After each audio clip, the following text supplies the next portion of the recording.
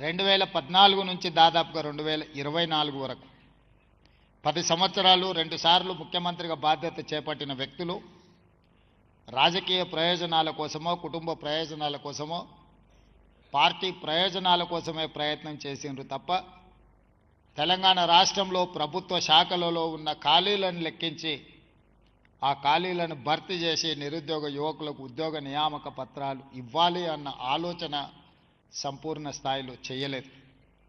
వాళ్ళ ప్రాధాన్యత క్రమంలో కుటుంబం మొదటి ప్రాధాన్యత, పార్టీ రెండవ ప్రాధాన్యత, రాజకీయ అవసరాలు మూడవ ప్రాధాన్యతగా భావించిండ్రు తప్ప మొదటి ప్రాధాన్యతగా భావించాల్సిన తెలంగాణ నిరుద్యోగ సమస్యను ఏ రోజు కూడా పరిష్కరించాలని ఆలోచన చేయలేదు.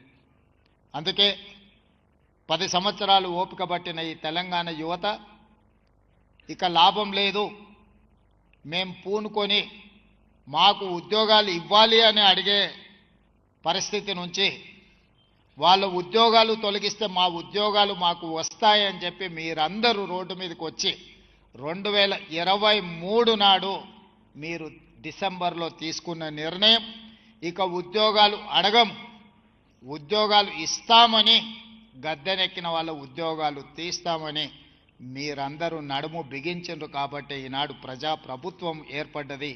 అందులో మేమందరం కూడా బాధ్యత తీసుకొని ఈరోజు ఈ వేదిక మీద మీ ఉద్యోగ నియామక పత్రాలు అందించడానికి పూర్తి స్థాయిలో కృషి చేస్తున్నాం. Subscribe us and press the bell icon for more interesting updates.